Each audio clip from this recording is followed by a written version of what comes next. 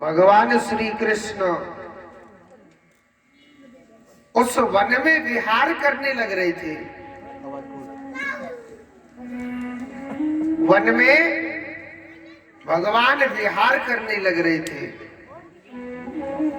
कौन इतनी करुणा भरी आवाज से रोने लग रहा है? हे सारथी,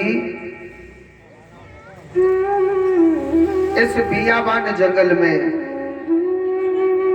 इतनी करुणा भरी आवाज से कौन रोने लग रहा है? हमें कौन पुकार रहा है? भगवान का सारथी भगवान की बात मान करके और जब उस बियाबान जंगल में गया था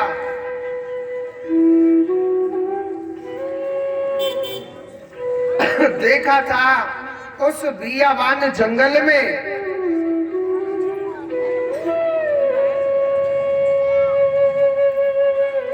देखा था कि उस बियाबान जंगल में माथे पर टीका लगा हुआ है, जनेऊ भी डला हुआ है, चोटी भी है। ऐसा लगता है कोई ज्ञानी ध्यानी ब्राह्मण है। भगवान का सारथी कहने लगा, हे विप्रदेव, हे ब्राह्मण देव, आप कौन हो? आप इस बियाबान जंगल में इतनी करुणा भरी आवाज से क्यों रोने लग रहे? हे ब्राह्मण, आपके क्या कष्ट है और आपका क्या नाम है? महाराज बताओ ना। सुदामा जी महाराज कहने लगे, प्रभु मेरे पैर में कांटा लग चुका है और इस कांटे की पीड़ा से दुखी होकर के मैं भगवान को याद कर रहा हूं। मैं भगवान को पुकारने लग रहा हूं महाराज।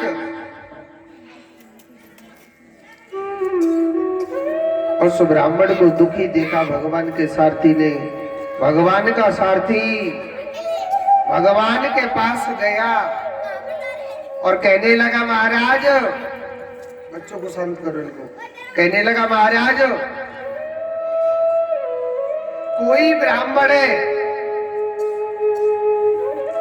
और उसके पैर में ना महाराज कांटा लग चुका है प्रभु।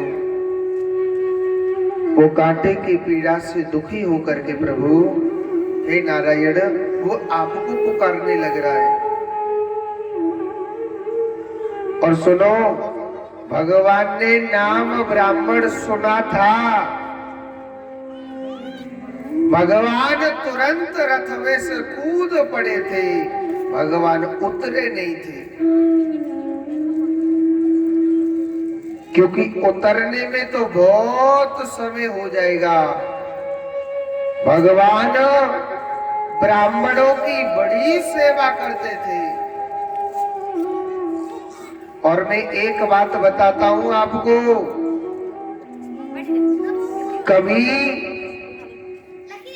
3 मानवों की कभी आप आत्मा मत दुखा देना। अगर आपने आत्मा दुखा दी तो आपके विनाश होने से भगवान भी नहीं रोक सकता है। 3 कौन कौन है? सबसे पहले है गौ माता। कभी किसी गौ माता की आत्मा नहीं दुखानी चाहिए, और जो मनुष्य गौ की आत्मा दुखाएगा भगवान भी उसके विनाश को नहीं रोक सकता है। उसका विनाश होने से भगवान भी नहीं रोक सकता है। आपने देखा होगा भगवान श्री कृष्ण ने जसोदा मैया की कभी सेवा नहीं करी, देवकी मैया की कभी सेवा नहीं करी। भगवान ने गौ माताओं की बड़ी सेवा करी थी। आपने हर लीला में सुना होगा, भगवान गाय चराने गए भगवान गायों के चरणों की धूल भी अपने मस्तक पर लगा लेता था। गौ माता इतनी बड़ी है, इतनी पूजनीय है, स्वयं त्रिलोकपति भगवान नारायण ने उसकी सेवा करी, हमें कौन। और दूसरा है ब्राह्मण, कभी किसी ब्राह्मणों की आत्माओं को मत दुखाना। और तीसरा संत, सेवा न कर सके तो दूर से हाथ जोड़ के काम चला लो, ठीक है महाराज। भगवान ने नाम ब्राह्मण सुना था तो रथ में से कूद पड़े थे, भगवान उतरे नहीं थे। और एक छोटी सी बात बताता हूं मैं आपको, अगर आप दिल से भगवान को भोजन कराना चाहते हो ना, अगर दिल से भगवान को भोजन खिलाना चाहते हो तो आप किसी ब्राह्मण को भोजन करा दो।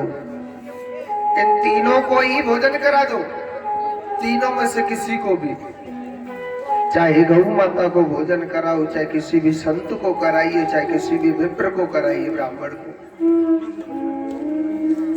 अगर आप दिल से भगवान का भोग लगाना चाहते हो, आप किसी भी संत को भोजन करा दो, डायरेक्ट थाली गई भगवान के पेट में।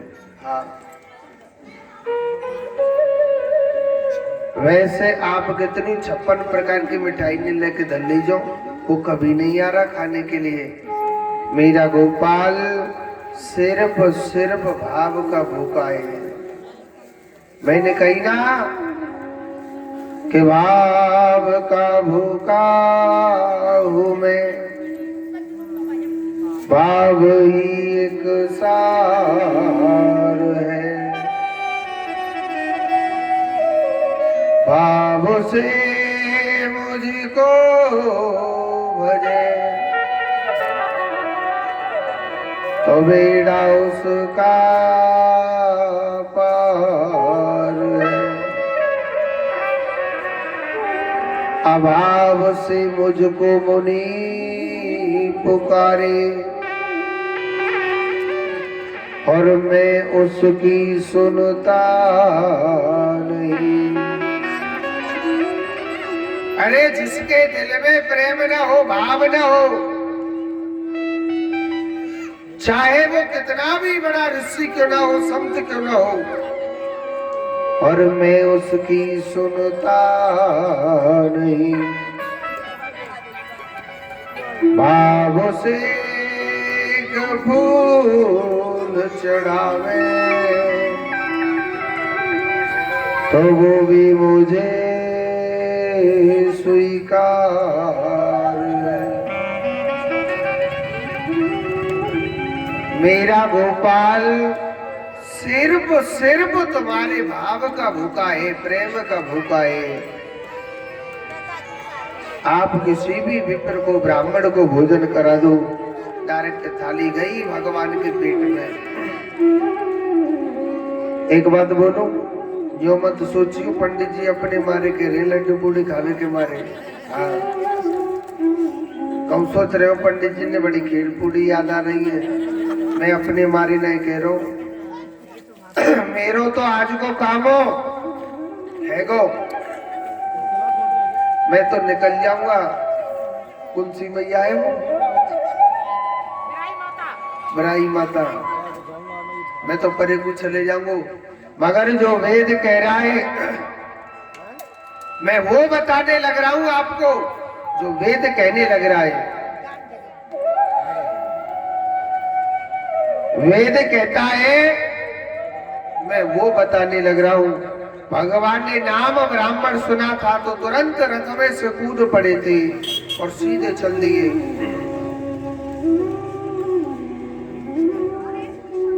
और देखा था कि बियाबान जंगल है, कोई ब्राह्मण है, चरण में पीड़ा हो गई है, उसके चरण में कांटे की पीड़ा सता रही है। तुरंत चरण पकड़ लिया भगवान ने, एक बात बोलो, भगवान बड़े सुंदर लग रहे हैं। सुदामा कहने लगा, अरे महाराज, हे राजकुमार, आप कौन हो? आपका इतना सुंदर चेहरा है। महाराज, आप मेरे चरण पकड़ रहे हैं। हे राजकुमार, आपके चेहरे की सुंदरता कमजोर हो जाएगी। भगवान बड़े भाव से कहने लगे, हे ब्राह्मण, तेरे चरण पकड़ने से मेरे चेहरे की सुंदरता कम नहीं होगी, अरे उल्टी और दुगनी बढ़ जाएगी। तेरे चरण पकड़ने से मेरे चेहरे की सुंदरता कम नहीं होगी। मेरा गोपाल इतना प्रेम करता है अपने भक्तों से, एक पल भी नहीं रह सकता है। भगवान अपने हाथों से उसके चरण में से कांटे को निकाल रहे हैं। और सुनो, जब हाथ में से नहीं निकल रहा, मेरा कान्हा अपने मुंह से, अपने दांतों से उसके कांटे को निकालता है। ऐसा प्रेम था, ऐसा भाव था। और एक बात बोलूं, बड़े भाव से, बड़े प्रेम से उसके चरण के कांटे को निकाला और बड़ा घूर घूर के देखने लग रहा सुदामा को। सुदामा कहने लगा, अरे लाला, अरे ओ भैया, तो मेरे माऊ ऐसे घूर घूर के कहा देखे भी लग रहो है? तो मेरे माऊ ऐसे घूर घूर के कहा देखे भी लग रहो भैया? कन्हैया कहने लगा, हे सुदामा, मैं तेरी तरफ पता घूर घूर के क्या देख रहा हूं? मैं तुझसे मित्रता करना चाहता हूं। क्या तू मुझसे मित्रता करेगा क्या? सुदामा को हंसी आई। अरे महाराज, मैं एक निर्धन ब्राह्मण, महाराज, मैं एक निर्धन ब्राह्मण और आप एक राजा। महाराज, मेरा तो आपका मेल को भी नहीं हो सकता है प्रभु। मैं निर्धन ब्राह्मण और एक आप राजा, राजकुमार। महाराज, मित्र तो बराबर का होना चाहिए ना। तो भगवान श्री कृष्ण कहने लगे कि हे सुदामा, मुझे कोई मेरी बराबर का नहीं मिला। मैं पूरे संसार में घूम लिया और मुझे कोई मेरी बराबर का नहीं मिला।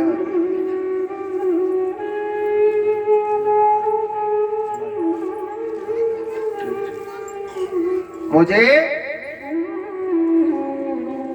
कोई मेरी बराबर का नहीं दिखा, और आज जब तू मुझे मेरी बराबर का मिल गया है, मैं तभी तो तुझसे मित्रता करना चाहता हूं। और सुनो, उस दिन से कृष्ण सुदामा की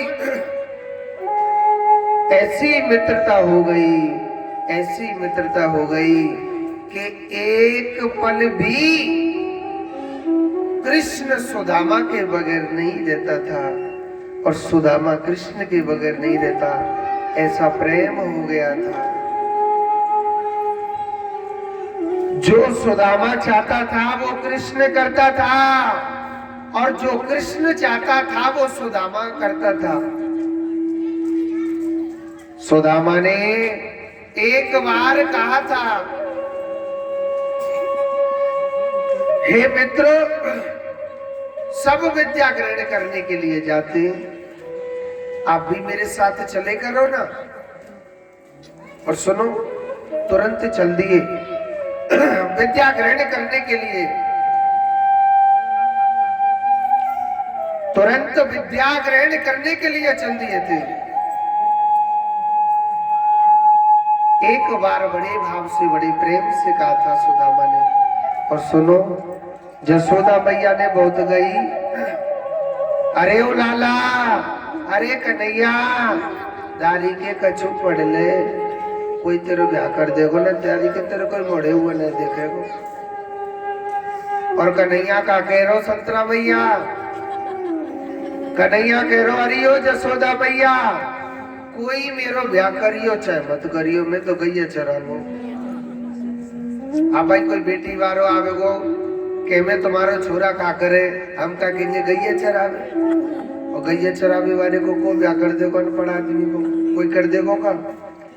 अब तो नौकरी मांगे, सरकारी नौकरी है कि नहीं, फौज में के पुलिस में मांगे के नहीं मांगे। अब तो हमसे बड़ा इंसान होना चाहिए, भैया ये कौन ना हो, बहन ये कौन ना हो, और सास ससुर मर जाए तो बहुत खुशी की बात है, अकेला ही छोरा हो।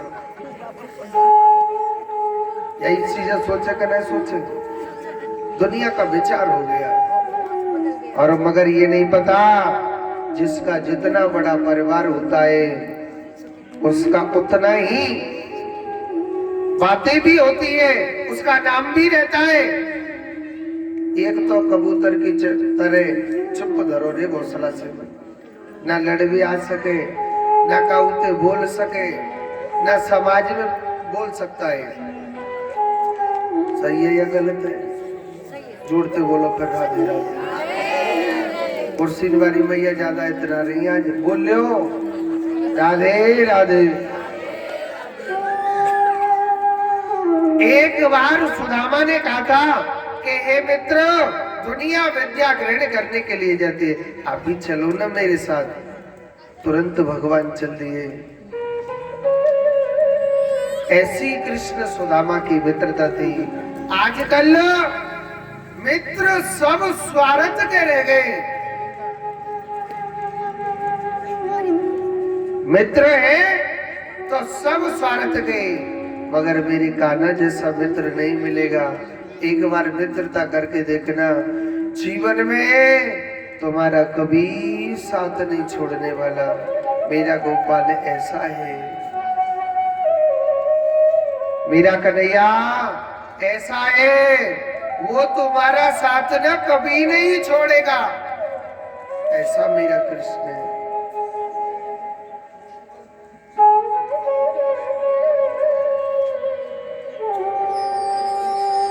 और सुनो, अपने गुरु आश्रम में जब विद्या ग्रहण करने के लिए जाते थे, एक दिन क्या होता है, सुदामा जी किसी प्रश्न के उत्तर को भूल गए थे। तो कन्हैया कहने लगा, हे गुरुदेव, जब मेरा मित्र भूल गया तो मैं भी भूल गया महाराज। जब मेरा मित्र भूल गया तो प्रभु मैं भी भूल गया। तो उनके लिए दंड दिया था क्या कि आप जाओ वन से लकड़ी तोड़ करके लाओ। आप जाओ और वन से लकड़ी तोड़ करके लाओ। उनकी गुरु माता बड़ा प्रेम करती थी, तो उनके लिए थोड़े से गुड़ चना दे दिए कि हे सुदामा, हे कन्हैया, आपको रास्ते में भूख लगेगी ना तो आप भोजन कर लेना। रास्ते में आपको भूख लगेगी तो भोजन कर लेना। अब वो सीधे चल दिए। भगवान श्री कृष्ण वृक्ष के ऊपर चढ़ जाते लकड़ी तोड़ने के लिए, और सुदामा जी महाराज नीचे से लकड़ी बीनने लग रहे थे। लकड़ी बीनने लग रहे, और जब लकड़ी बीनने लग रहे, समय बीतता जा रहा है, समय बीतता जा रहा है। ठंडी ठंडी हवा चल रही थी और बारिश का सा मौसम हो रहा था, और सुदामा जी को ना भूख लगे आई थी। भूख थी बड़ी ज्यादा, भूख थी बड़ी ज्यादा। और माल था कम खाने को, और वो भी उसमें से आधा अपने हिस्सा के गुड़ चनाओं को तो खा गया। सोचने लगा, कान्हा माखन मिश्री का खाने वाला, कहाँ सूखे चनन ने चबावे गो जी। वो भगवान श्री कृष्ण के हिस्सा के गुड़ चनाओं को खाने लग गया।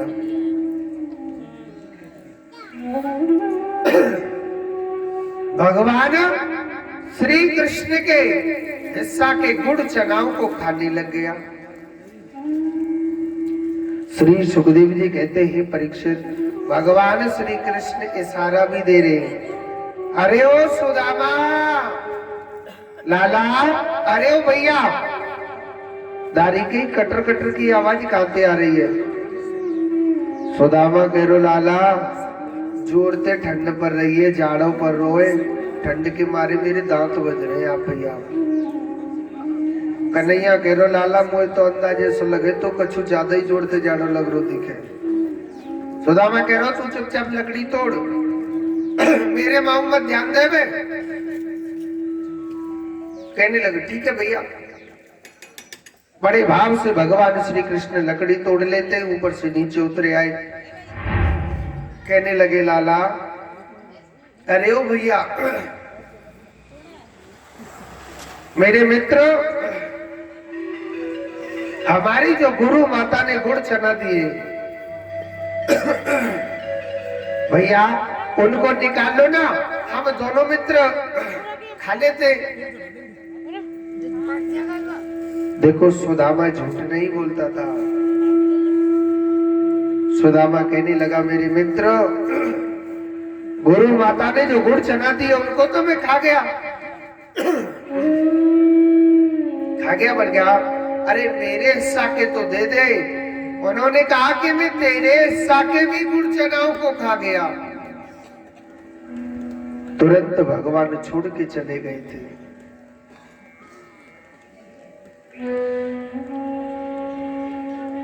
और बहुत से लोग कहते हैं कि कन्हैया ने श्राप दे दिया था सुदामा को। ऐसा कभी नहीं। एक बात सोचो, मेरा कान्हा भूखे को भोजन देता है, प्यासे को पानी देता है, निर्धन को धन देता है। इतने बड़े यार को क्या वो श्राप दे देंगे? ये किशोरी राधा रानी का श्राप था। राधा मेरे कान्हा के बगैर एक पल नहीं रहती थी। अगर कृष्ण राधा से दूर हो जाते थे तो राधा पागल हो जाती थी कान्हा के बगैर। मेरे गोपाल को देखे हुए, मेरे कृष्ण को देखे हुए काफी समय हो गया। तो एक दिन सुदामा कहने लगा, हे राधा रानी, अगर कृष्ण कुछ दिनों के लिए आपसे दूर हो गया, आप तो जी नहीं पाओगे। तो यहाँ पर राधा रानी ने श्राप दिया कि हे सुदामा, एक वक्त तुम्हारे जीवन में ऐसा आएगा कि तुम कन्हैया से दूर हो जाओगे। आज वही समय आ गया। हम सब लोग क्या कहते हैं महाराज? गरीबी गरीबी गरीबी कहते कि नहीं कहते? किसको कहते गरीबी? गरीबी नहीं है, हम लोग कहते हैं ना कि गरीबी गरीबी गरीबी। अरे जिसे खाने के लिए भोजन मिल रहा है ना, उससे बड़ा धनवान कोई नहीं है संसार में। और फिर भी मनुष्य हाय हाय करे, ये पेट किसी का ही नहीं भरता है। चाहे 1 लाख रोज कमा रहा है, रोज, चाहे 1 रुपए रोज कमा रहा है, मगर हाय हाय कभी बंद नहीं होगी।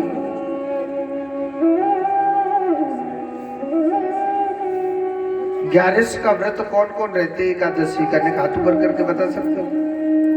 सब रहते हो? मैं आपको एक ऐसी कथा सुनाता हूं, आपको बहुत अच्छी लगेगी। सुनाता हूं कि नहीं सुनाऊं? आपने ऐसी कथा सुनी होगी कि तिल के लड्डू खाने, बादाम की खीर बना के खानी है, ऐसी कथाएं सुनी होगी, मगर ज्ञान की कथाएं सुननी चाहिए। और आपने आज तक नहीं सुनी होगी, ऐसी ही कथा सुनाता हूं। सुनाऊं? एकादशी और द्वादशी ये दोनों बहन बहन थी।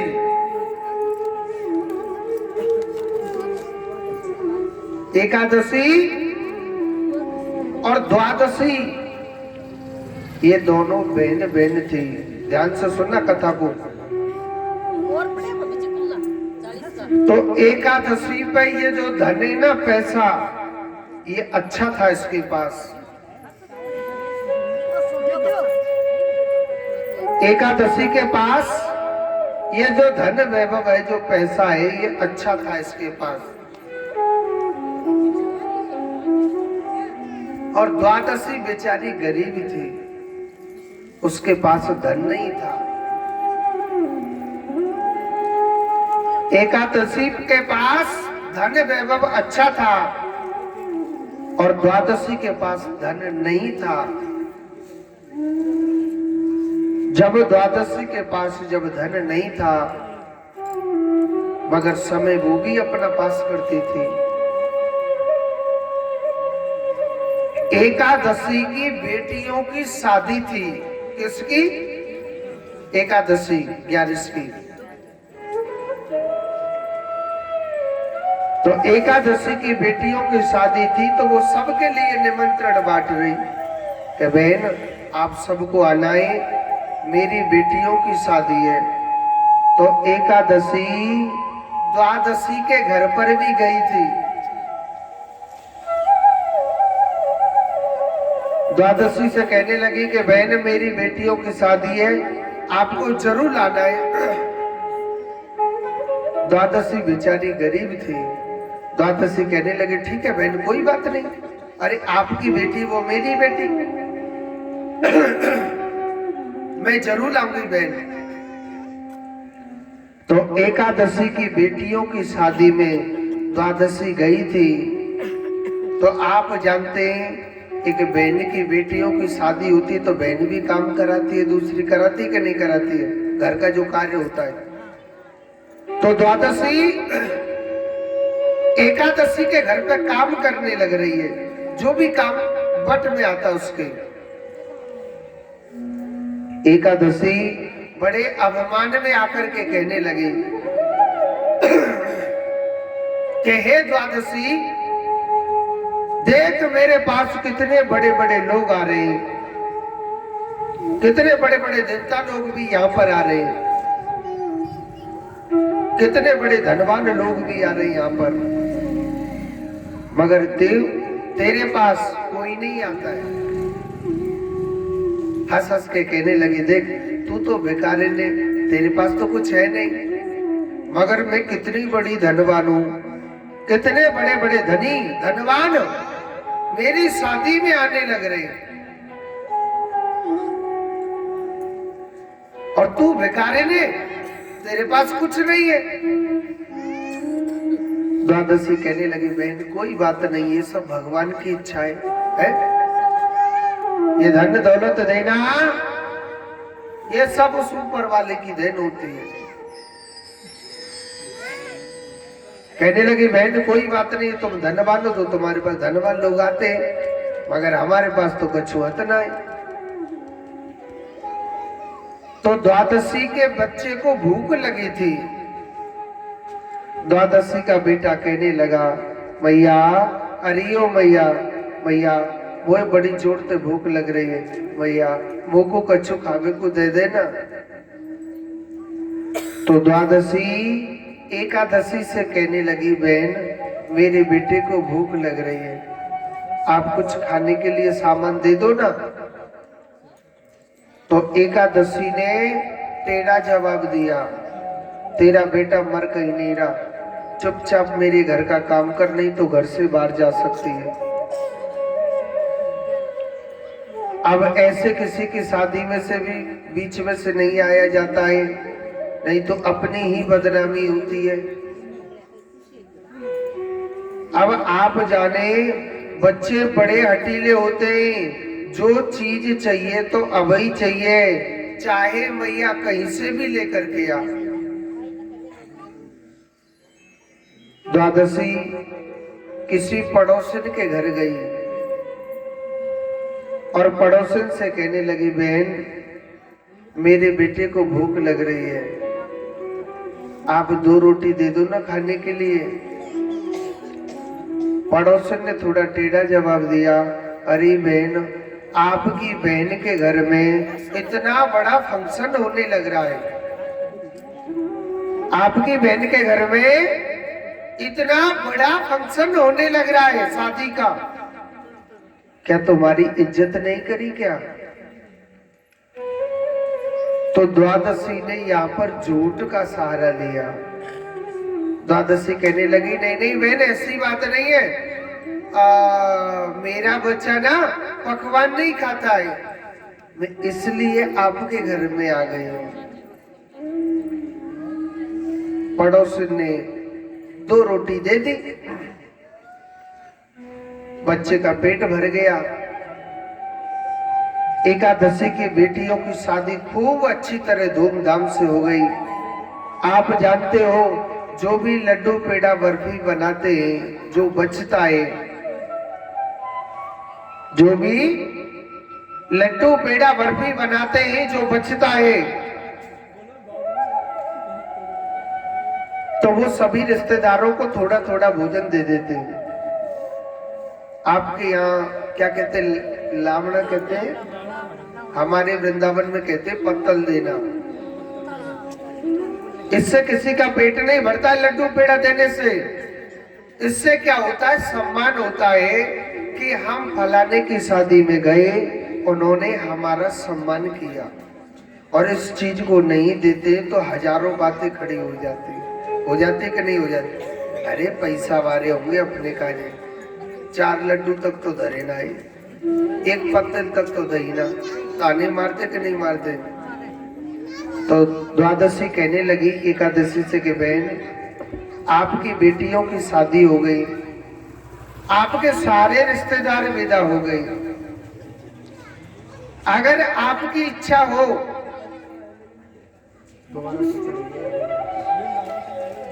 अगर आपकी इच्छा हो तो बहन मैं भी चले जाऊं अपने घर।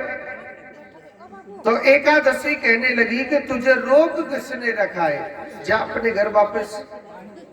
सुनो, द्वादशी के लिए 1 पत्तल तक नहीं दी थी, उल्टा उसका अपमान करके भगा दिया कि तुझे रोक किसने रखा, जा।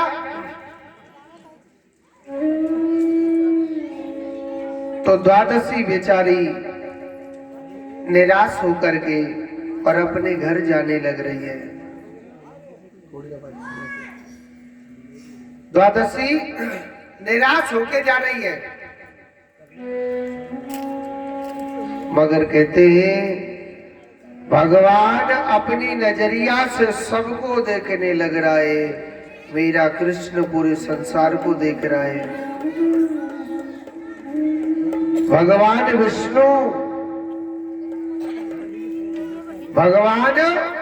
विष्णु एक साधु का रूप बना के बैठे थे रास्ते में।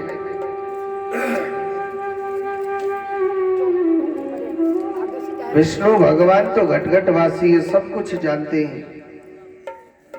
विष्णु भगवान कहने लगे, हरियो मैया, हरियो द्वादशी मैया, मैया अपनी बहन की बेटियों की शादी में से आई है, मैया कछु न कछु लड्डू पेड़ा लाई होगी खावे को, मैया मेरे काजे दे देना लड्डू पेड़ा। अब द्वादशी बेचारी क्या बोले कि बाबा मेरा अपमान करके भगा दिया। और सुनो, द्वादशी ने भगवान विष्णु से झूठ बोली थी। विष्णु भगवान से कहने लगी बाबा, अरे ओ बाबा, मैं ना थोड़ा जल्दी में आ गई और जल्दी जल्दी में भूल आई बाबा, मगर बाद में आऊंगी तो तुम्हारे लिए जरूर लड्डू पेड़ा खाने के लिए दूंगी आपके लिए। अरे भगवान तो घट घट वासी है, उनको सब कुछ मालूम है कि तुम भूल के आए हो या तुम्हारा अपमान किया है। विष्णु भगवान अपनी लीला दिखा रहे थे। विष्णु भगवान कहने लगे, मैया, अरे ओ मैया, तेने तो हमारे काजी कछु न दियो खावे को, मगर मैया मैं तेरे काजे जरूर दूंगा। मैया मैं तेरे लिए ना जरूर दूंगा। विष्णु भगवान कहने लगे, मैया मैं तेरे काजे कछु न कछु देता हूं। तो वहीं से थोड़ी सी मिट्टी उठाई भगवान विष्णु ने और माटी के 2 लड्डू बना के और द्वादशी के लिए दे दिए थे। द्वादशी प्रसाद समझ के, द्वादशी प्रसाद समझ के, द्वादशी प्रसाद समझ के और उन माटी के लड्डुओं को अपने घर पर लेकर के आ गई।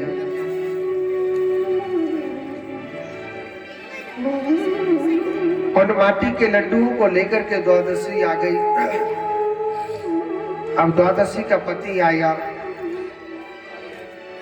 द्वादशी का पति कहने लगा द्वादशी से कि तेरी बहन ने कुछ खाने के लिए दिया या ऐसे ही भगा दिया। अब द्वादशी क्या बोले, टेंशन में तो थी और कहते हैं कि अपने पति से थोड़ी झूठ बोल सकती है। द्वादशी कहने लगी, आप दरवाजा खोल के देख लो। कमरा की किवाड़ लगा दी थी। द्वादशी सोचने लगी, देखेंगे कि बैग खाली रखा हुआ है तो समझ जाएंगे कुछ नहीं भेजा। और जैसे ही द्वादशी के पति ने दरवाजा खोल के देखा तो उसके घर में सब कुछ भरा हुआ है।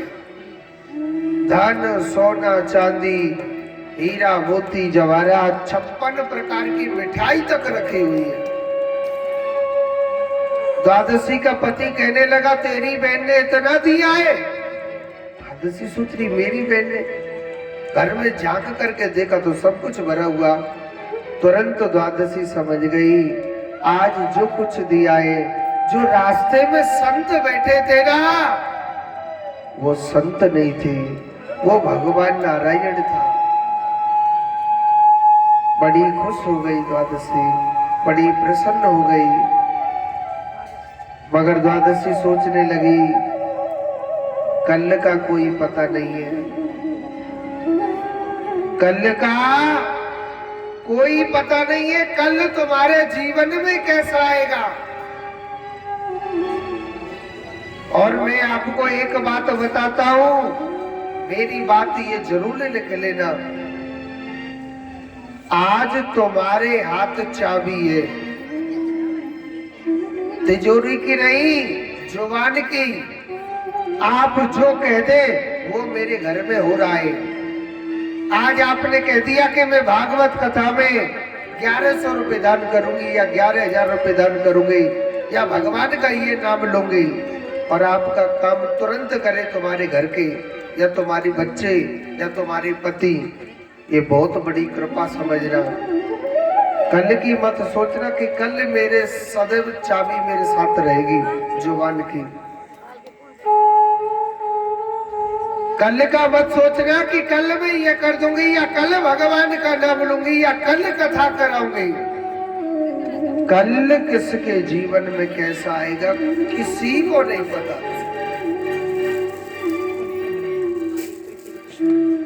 द्वादशी सोचने लगी, आज भगवान ने मुझे सब कुछ दे दिया, मैं भी अपनी बेटियों की शादी कर देती हूँ।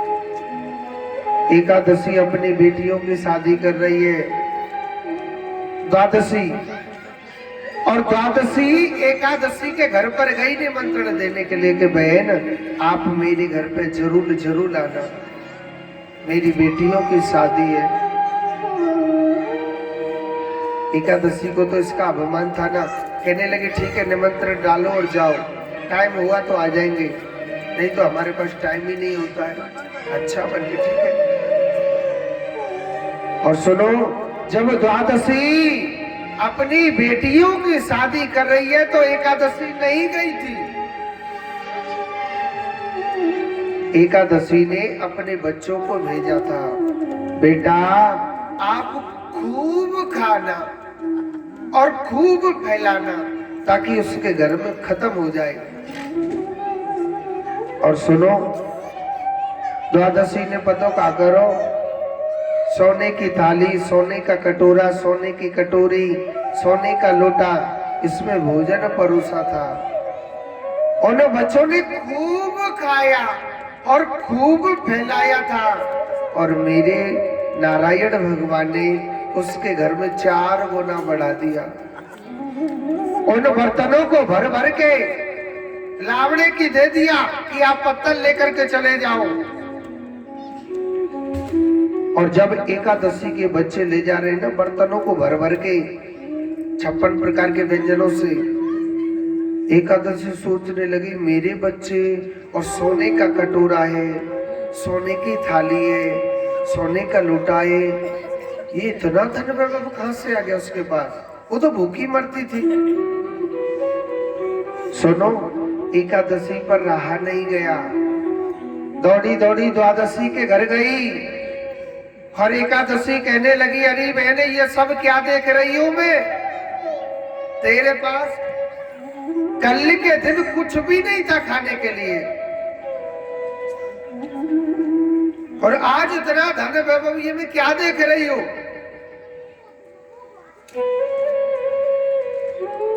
द्वादशी झूठ नहीं बोलते थे, बहन जब मैं तेरी शादी में से आई थी ना, बच्ची की शादी में से, बहन रास्ते में मुझे एक संत मिला, और बहन सुनो, वो संत नहीं, वह स्वयं भगवान मिले थे। आज जो चमत्कार हुआ है, मुझे 2 माटी के लड्डू दिए थे उसने। एकादशी कहने लगी बहन मुझे बता देना वो संत कहाँ मिला, उसने रास्ता बता दिया, और एकादशी उसी रास्ते से चल करके जा रही है। और सुनो, भगवान विष्णु एक संत का रूप बना के उसी रास्ते पर बैठे हुए थे। विष्णु भगवान चिल्ला चिल्ला के कह रहे अरे ओ एकादशी मैया, मैया अरे ओ एकादशी मैया, मैया अपनी बहन की बेटियों की शादी में से आ रही है मैया, कछु ना कछु लड्डू पेड़ा लाई होगी खावे को, मैया वो को दे देना।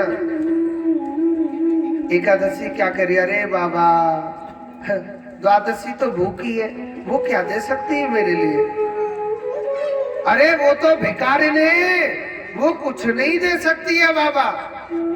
बाबा अगर तू देना चाहता है ना, तू मेरे लिए दे, मैं तुझे खूब खुश करूंगी। विष्णु भगवान कहने लगे मैया मेरे पास तो कुछ नहीं है, मैया मेरे पास कुछ नहीं है, मगर एकादशी कहने लगी अरे बाबा तेने मेरी बहन को माटी के लड्डू दिए कि ना दिए, बाबा तेने जो मेरी बहन के लिए माटी के लड्डू दिए थे ना, और सुनो वाकू तो दिए तेने 2, मेरे काज दे बाबा तू 4 लड्डू। बाबा तेने माटी के लड्डू नहीं बनाए थे सामने से, मेरे लिए बना के देना और जल्दी से जल्दी दे। विष्णु भगवान कहने लगे मैया आप बड़ी जल्दी में हैं, चलो ठीक है। तो वहीं से माटी उठाई और 4 लड्डू बना के उसको दे दिए। और सुनो एकादशी ने पतो का करो, अपने घर के चारों कोने में रख दिए ताकि मेरा मकान पूरा भर जाए, ताकि मेरा मकान पूरा भर जाए। उसने चारों कोने में रख दिए।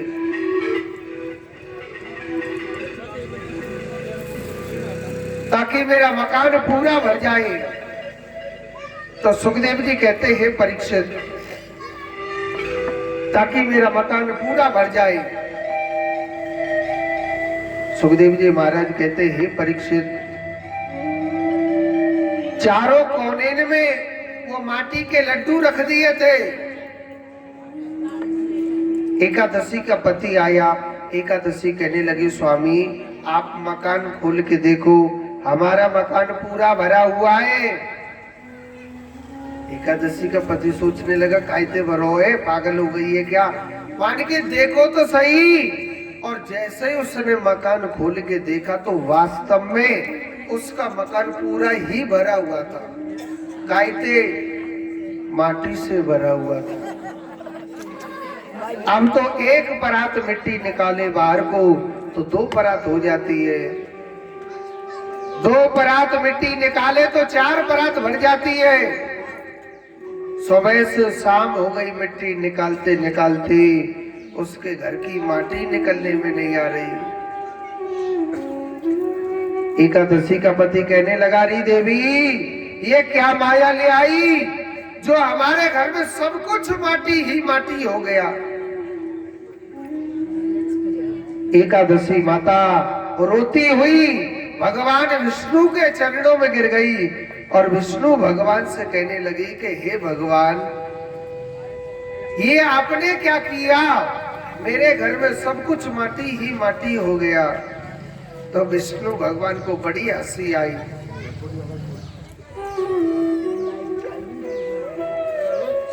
हे विष्णु भगवान ये आपने क्या कर दिया, मेरे घर में सब कुछ माटी ही माटी हो गया। हे विष्णु भगवान मेरे घर में सब कुछ माटी ही माटी हो गई, ये आपने क्या कृपा करी प्रभु। तो विष्णु भगवान को बड़ी जोर से हंसी आई और विष्णु भगवान कहने लगे हे एकादशी एक बात बता, तेरे पास क्या नहीं था, तेरे लिए मैंने क्या नहीं दिया, धन दौलत बंगला सब कुछ दिया, फिर भी तूने हाय हाय करी।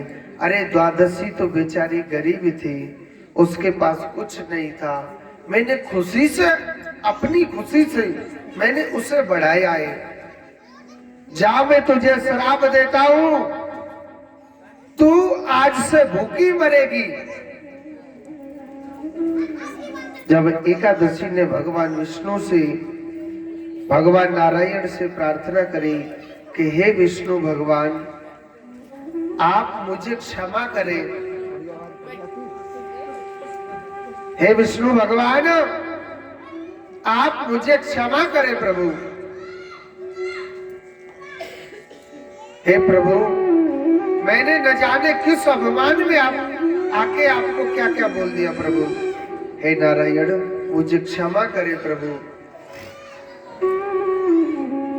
एकादशी माता ने बड़ी बड़ी भगवान की स्तुति करी तो विष्णु भगवान कहने लगे हे एकादशी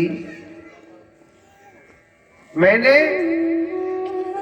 तुझे श्राप दिया है कि तू भूखी मरेगी,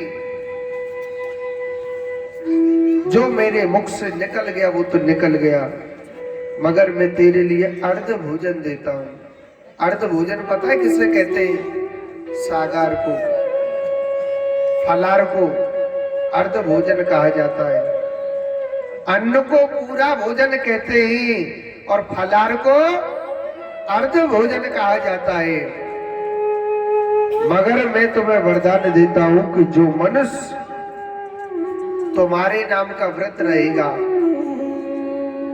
तुम्हारे नाम की पूजा पाठ करेगा, हे एकादशी वह मनुष्य मेरे ही धाम को प्राप्त हो जाएगा। हर मनुष्य कोई भी तुम्हारे नाम का व्रत रहेगा वो 1,84,00,000 योनि नहीं भोगेगा, कभी यम के दूत उसे फांसी का फंदा घाल के नहीं लाएंगे, वो सीधा वैकुंठ को प्राप्त हो जाएगा। और आपने देखा होगा द्वादशी वाले दिन लोग जल्दी भोजन करते कि नहीं करते, क्योंकि द्वादशी हमेशा पेट भरी हुई है। इस कथा का अर्थ क्या है? जो मनुष्य करता है ना, हाय माया हाय माया हाय माया, फलाने की कोठी बन गई भगवान मेरी भी बननी चाहिए, फलाना कार लेकर के आ गया भगवान मेरी भी गाड़ी आनी चाहिए। जो ज्यादा हाय हाय करे ना तो भगवान माटी में मिलाने में 1 मिनट नहीं लगाता, उसे गिराने में 1 मिनट नहीं लगाता है।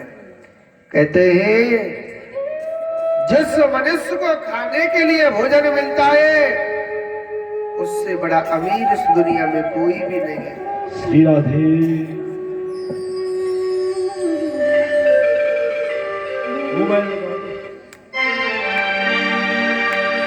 मारो तो सेठ सावरियो, मारो तो सेठ सावरियो,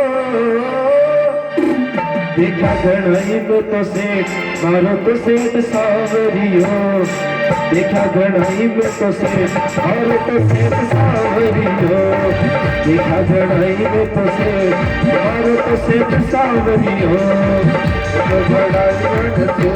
मारो तो सेठ सावरियो, मारो तो सेठ सावरियो, मारो तो सेठ सावरियो, मारो तो सेठ सावरियो, देखा गणाई में तो सेठ सावरियो, देखा गणाई से मारो तो सेठ सावरियो।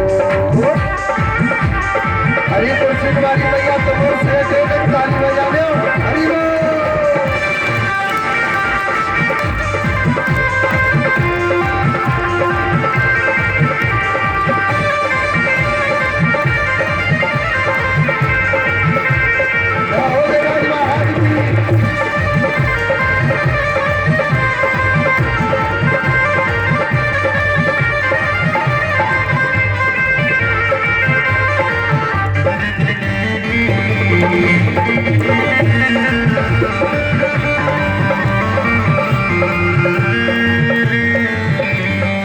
दुनिया देवे देखे गिनावे, दुनिया देवे देखे गिनावे, दुनिया देवे देखे गिनावे, दुनिया देवे भैया नाच ले, दुनिया देवे देखे गिनावे, बागड़ जावे तो हंसी उड़ावे, बागड़ जावे तो हंसी उड़ावे, मने बरन कोई पे खाना तो सेठ सावरियो, आजा भरे गई मारो तो सेठ सावरियो, मारो तो सेठ सावरियो, मारो तो सेठ सावरियो, मारो तो सेठ सावरियो, मारो तो सेठ सावरियो, देखा गणाई में तो सेठ, मारो तो सेठ सावरियो, मारो तो सेठ सावरियो, हाय दुनिया में बड़े हैं सेठ, मारो तो सेठ सावरियो। हरि बोल।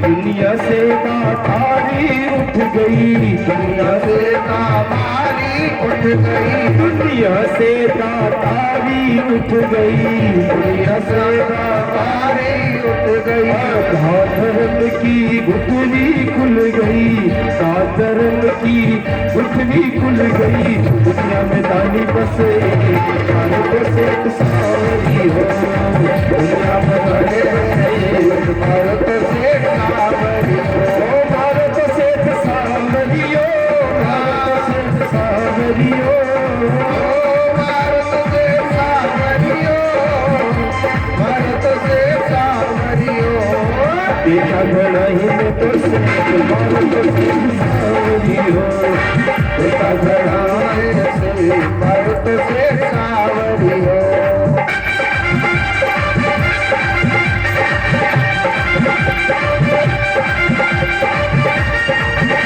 हरि बोल।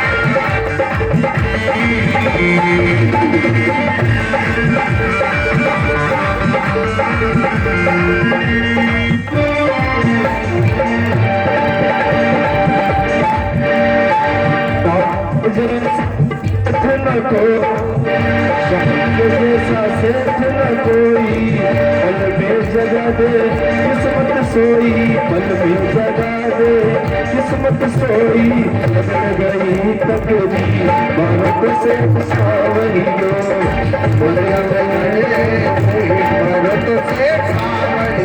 भारत सेठ सावरियो भारत सेठ सावरियो भारत सेठ सावरियो भारत सेठ सावरियो भारत सेठ सावरियो देखा गड़ाई में तो सेठ भारत सेठ सावरियो देखा गड़ाई भारत सेठ सावरियो भारत सेठ सावरियो भारत सेठ सावरियो भारत सेठ सावरियो बोलिए गजेंद्र भगवान की। एक बार जोर से बोलो पहले राधे राधे। एक बार और बोलना पड़ेगा। देखो कुछ भक्तों का सहयोग आया है, थोड़ा मैं बता देता हूँ। वैसे मैया अभी तो 1 2 3 4 तेरे मैया ने सहयोग दिया और सबरी मैया जन कंजूस पनो कर रही है, जन का चक्कर है। महाराज तार नसीब में है ना वो सब मिल जाएगा। सांस रखो मैया बात ये धीरे धीरे। देखो कुछ ऐसी चीजें होती है कि किसी को जैसे टेंट वाला है वो तो मानेगो ना, वो क्या मैं फ्री में लगाऊं? बत के वादे हो तो बढ़िया, अब तो खुशी की बात है। देखो स्वर्गीय श्री लीलाधर जी सोनू जी उनके पुत्र हैं। सोनू जी इनकी तरफ से 1100 रुपये भगवान के चरणों में सहयोग करते, जोरदार ताली उनके लिए। और विमल जी जोशी इनकी तरफ से 1100 रुपये भगवान के चरणों में भेंट करते, जोरदार ताली उनके लिए। भाई साहब क्या है, किधर आओ, गुप्त दान है? और 551 रुपये गुप्त दाना आई, जोरदार ताली उनके लिए। रतन लाल सोनी जी, रतन लाल सोनी जी इनकी तरफ से 2100 रुपये भगवान के चरणों में भेंट करते, जोरदार ताली उनके लिए। और ईश्वर लाल सोनी जी इनकी तरफ से 500 रुपये भेंट करते, जोरदार। और 500 रुपये पिल्लू सोनी जी की तरफ से, जोरदार ताली उनके लिए। और 500 रुपये अमरचंद शर्मा जी की तरफ से, जोरदार ताली। मुन्ना जी कुमावत इनकी तरफ से 1100 रुपये भगवान के चरणों में भेंट करते, जोरदार ताली उनके लिए। एक बार जोर से बोलो पहले राधे राधे। एक बार और बोलना पड़ेगा। और जो भी कोई भक्त सहयोग करना चाहता है तो लिखा सकते हो यहाँ पर। क्या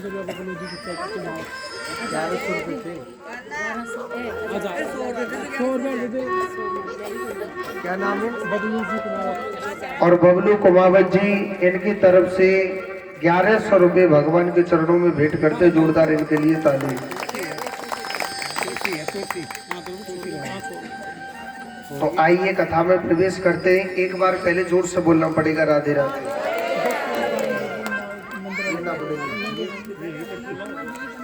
तो आज देखो परमपिता परमात्मा भगवान की लीला।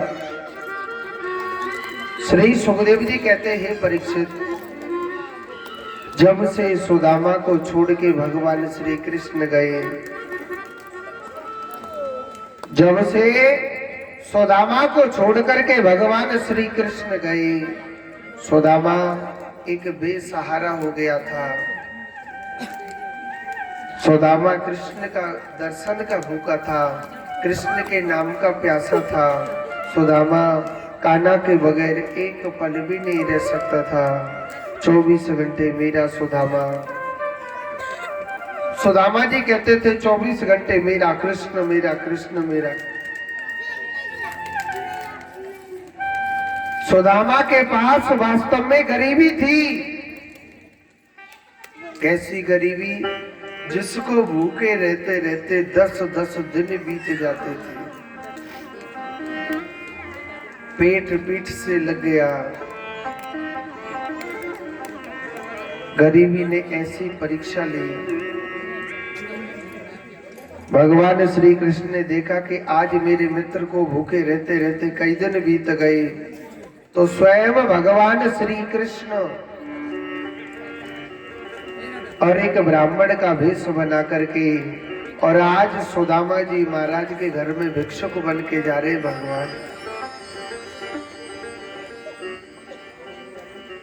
भगवान बड़े भाव से, बड़े प्रेम से कहने लगे। उस समय श्री सुदामा जी महाराज अपने घर नहीं थे। भगवान जोर जोर से चिल्ला रहे हैं, अरियो मैया, मैया, अरियो मैया, मैया भिक्षाम देई। सुशीला सोचने लगी, मेरे घर में आज एक अन्न का दाना तक नहीं है, और अतिथि मेरे द्वार पर आया है चल करके, मैं उसके लिए क्या भिक्षा में दूं?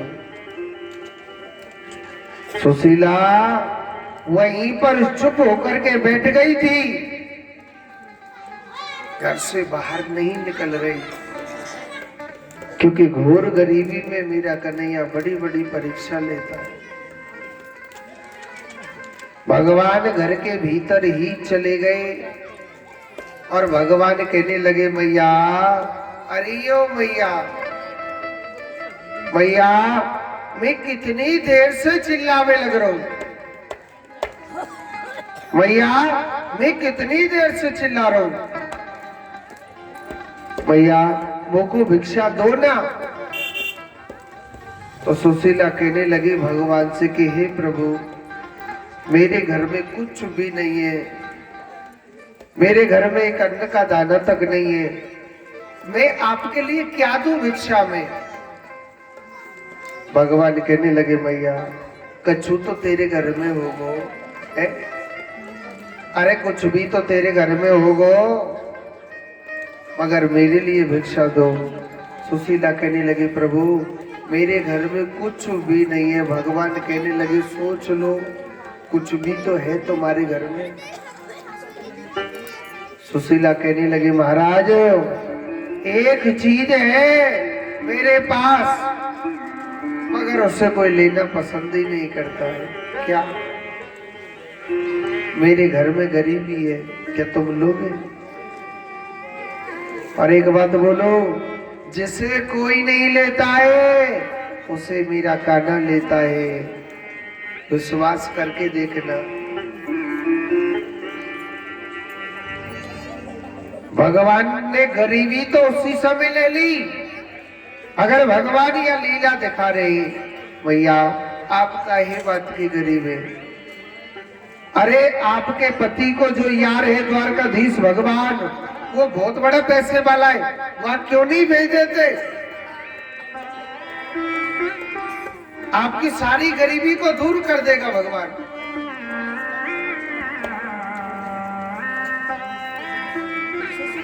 आप अपने पति को क्यों नहीं भेज देते, ताकि आपकी गरीबी को पल भर में दूर कर देगा। आप अपने पति को वहां भेज दीजिए।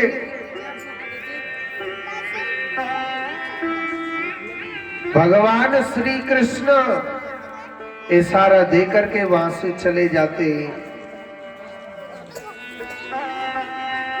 और भगवान इशारा देकर के चले गए और कहते हैं श्री सुखदेव जी महाराज, हे परीक्षित, भगवान तुरंत वहां से चल दिए। और सुदामा जी जब अपने घर पर आए तो कहने लगे, माता, सुदामा जी महाराज जब अपने घर पे आए थे तो उनकी पत्नी सुशीला कहने लगे, हे स्वामी, एक बात बताइए प्रभु, आपका कोई बचपन का यार द्वारकाधीश भगवान श्री कृष्ण है क्या? जब द्वारकाधीश भगवान का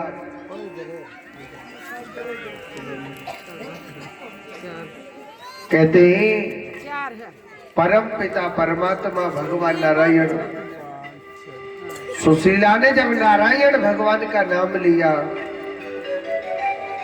तो सुदामा के नेत्रों से आंसू बहने लग गए और कहने लगे, हे सुशीला, आज मैं पागल हूं, आज मैं बेसहारा हूं, आज जो भी कुछ हूं मैं सिर्फ अपने कान्हा के बगैर हूं। सुशीला कहने लगी, स्वामी, समय का कोई पता नहीं, समय का पता नहीं, कल का समय किसके जीवन में कैसा आ जाए। एक बार उस मुरली वाले के आप दर्शन करके तो आ सकते हो प्रभु। सुदामा जी न चाहते हुए सुशीला के कहने से तैयार हो गए। अच्छा, एक बात बोलूं, कुछ द्वार ऐसे होते जहां खाली हाथ नहीं जाया जाता है। कुछ द्वार ऐसे होते हैं जहां खाली हाथ नहीं जाया जाता है। कुछ द्वार ऐसे होते हैं, कहते हैं कि गुरु का द्वार कभी खाली हाथ मत जाओ, भगवान का द्वार कभी खाली हाथ मत जाओ, बेटी का द्वार कभी खाली हाथ मत जाओ, मित्र का द्वार कभी खाली हाथ मत जाओ, और बताओ डॉक्टर का भी द्वार। क्यों हंस क्यों रहे? खाली हाथ जाते हैं क्या?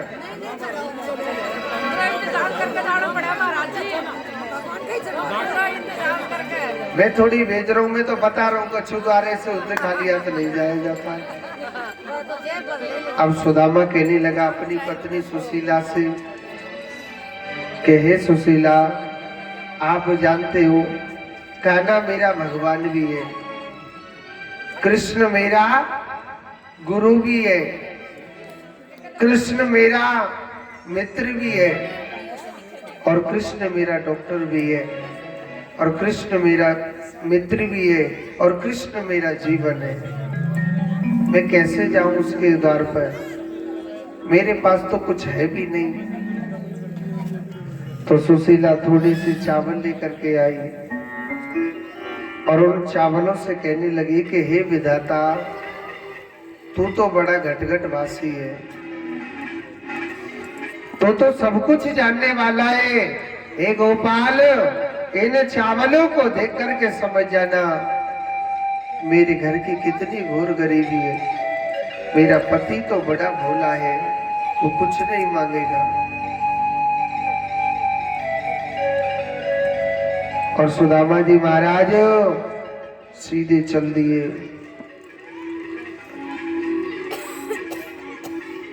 सीधे भगवान का सहारा लेकर के, परमात्मा का नाम लेकर के और भजन करते हुए जा रहे हैं।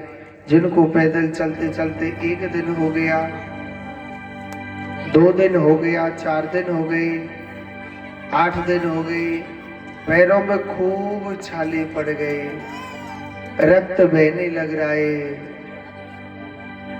और सुदामा जी महाराज सीधे चलते जा रहे, चलते जा रहे, चलते जा रहे। रास्ते में अनन्य बाधाएं आई, मगर भगवान ने सारी बाधाएं दूर करी। रास्ते में वहीं सो गए। योग माया श्री सुदामा जी महाराज को लेकर के आई और द्वारकापुरी के महलों के सामने पहुंच जाते हैं। वहीं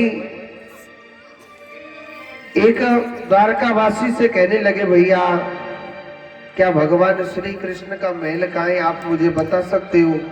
वन की ये सामने द्वारकाधीश भगवान का ही महल बन रहा है, आप जाना चाहे तो जा सकते हो। द्वारपालों से कहने लगे, अरे द्वारपालों आप जाओ, मेरे बचपन के यार कन्हैया से कह दो कि आपका मित्र सुदामा आपसे मिलने के लिए आया है। श्री राधे। तो हमारे श्री सुदामा जी महाराज आ रहे। एक बार पहले जोर से बोलो राधे राधे।